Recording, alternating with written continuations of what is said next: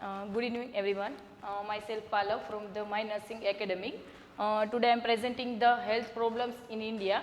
So, already આપણને ખબર જ છે હેલ્થ પ્રોબ્લેમ ઘણા આપણે ફેસ કરીએ છીએ અત્યારે. તો એમાંના મેઇન હેલ્થ પ્રોબ્લેમ કયા છે જે આપણે અત્યારે કમ્યુનિટી લેવલમાં જોઈએ છે એ અત્યારે આપણે જોઈશું. તો એની અંદર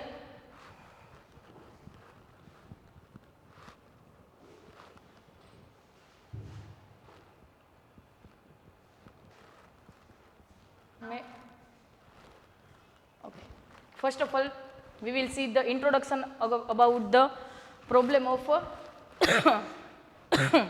the first assessment of the health status of the health problem is the first required for the any plan effort develop of the healthcare services.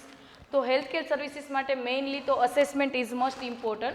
So already everybody knows the definition of health. Health is the complete state of physical, mental, social, spiritual well-being and non merely absence of disease and infirmities. So first we are showing the main major problem of India.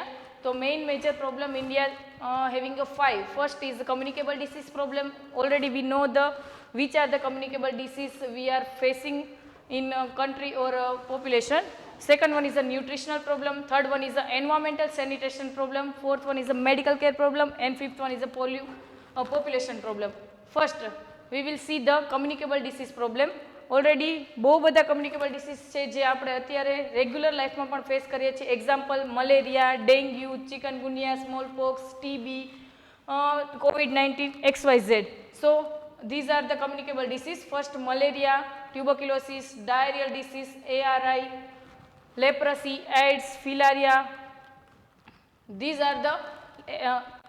are the communicable disease. હજુ પણ આના સિવાયના પણ ઘણા એવા communicable disease છે જે આપણે અત્યારે જોઈએ છીએ. નેક્સ્ટ પ્રોબ્લેમ છે ન્યુટ્રિશનલ પ્રોબ્લેમ. તો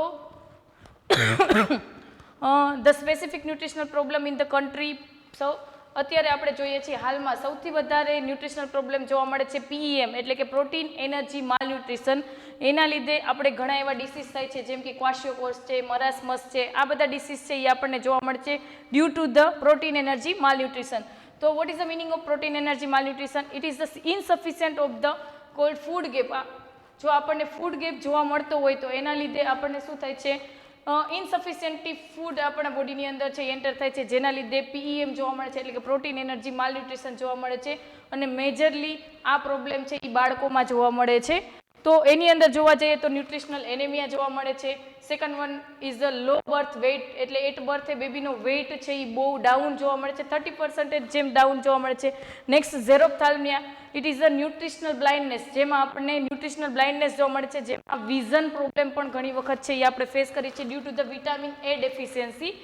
next iodine deficiency disorder. Iodine deficiency disorder means goitre. Goitre is the iodine deficiency disorder જેની અંદર આપણા બોડીની અંદર આયોડિન છે એ લો અમાઉન્ટમાં જોવા મળે છે જેના લીધે આપણને આયોડિન ડેફિશિયન્સી ડિસઓર્ડર જોવા મળે છે. Next problem is environmental. અત્યારે જોવા જઈએ તો environmental problem we are very facing usually. તો એન્વાયરમેન્ટલ ફેક્ટર્સની અંદર જોવા જઈએ તો lack of water in many area of the country. ઘણા એવા જે એરિયા છે જેની અંદર આપણે અત્યારે જોઈએ છીએ વોટર પ્રોપરલી મળતું નથી. નેક્સ્ટ એક્સક્રીટલ ડિસ્પોઝલ મીન્સ જે પણ ડિસ્પોઝલ છે જેનું એક્સક્રીટા નથી થતું, મીન્સ ડિસ્પોઝલ બહાર છે એનું જે વેસ્ટ મટીરિયલ છે એનું એક્સક્રીટા નથી થતું એટલે આઉટસાઇડ જતું નથી. એના લીધે પણ અત્યારે આપણને એન્વાયરમેન્ટલ સેનિટેશન છે એ અત્યારે ખોરવાઈ જાય છે જેના લીધે આપણને ડિસ્ટર્બન્સ જોવા મળે છે અને ઘણા એવા ડિસીઝ છે એ વધી જાય છે. જેમાં urbanisation is the most important. જો અર્બનાઇઝેશન વધારે એટલે કે શહેરીકરણ વધી જશે એના લીધે છે એ અત્યારે એન્વાયરમેન્ટલ સેનિટેશન દિવસે દિવસે છે એ વધારે જોવા મળે છે. નેક્સ્ટ આવે છે મેડિકલ કેર પ્રોબ્લેમ. તો મેડિકલ કેર પ્રોબ્લેમની અંદર પણ આપણે જોઈએ છીએ કે ઘણા એવા મેડિકલ કેર પ્રોબ્લેમ જો એમાં ઇનએડિક્વેટ ફાઇનાન્શિયલ સોર્સિસ, ઘણી વખત ફાઇનાન્શિયલ સોર્સિસ પ્રોપર મળતા ના હોય જેના લીધે ઇકોનોમિક બર્ડન છે એ વધારે જોવા મળે અને એના લીધે છે એ ઘણી વખત આપણને મેડિકલ કેર પ્રોપર મળતી નથી અને એના લીધે મોર્ટાલિટી અને મોર્બિડિટી રેટ છે એ ઇન્ક્રીઝ જોવા મળે છે. Next health benefit to the urban population. હવે ઘણી વખત એવું થાય છે રૂરલ પોપ્યુલેશનમાં એટલું છે એ ધ્યાન અપાતું નથી because of low economic status. એટલા માટે છે એ હેલ્થ બેનિફિટ સૌથી વધારે છે એ અર્બન પોપ્યુલેશનને મળે છે. Next is uneven distribution. Sometime distribution એવી રીતનું કરેલું હોય છે જેની નીડ નથી હોતી, તો આ ડિસ્ટ્રીબ્યુશનના લીધે પણ છે આપણે મેડિકલ કેર પ્રોબ્લેમ જોવા મળે છે. Next migration to the urban. ઘણી વખત રૂરલમાંથી અર્બનમાં માઇગ્રેશન થાય છે, જેના લીધે પણ આપણે હેલ્થ પ્રોબ્લેમનો શિકાર બનીએ છીએ અને ઘણી વખત આપણે એડિક્વેટ હેલ્થ પ્રોબ્લેમ છે એ જોવા મળે છે.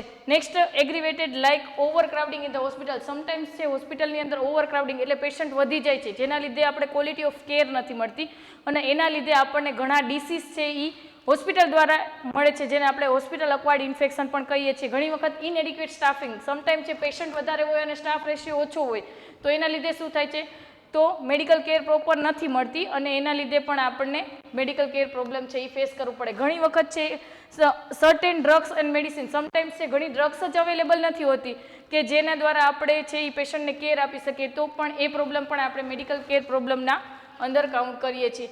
Next major problem in the India is the population problem.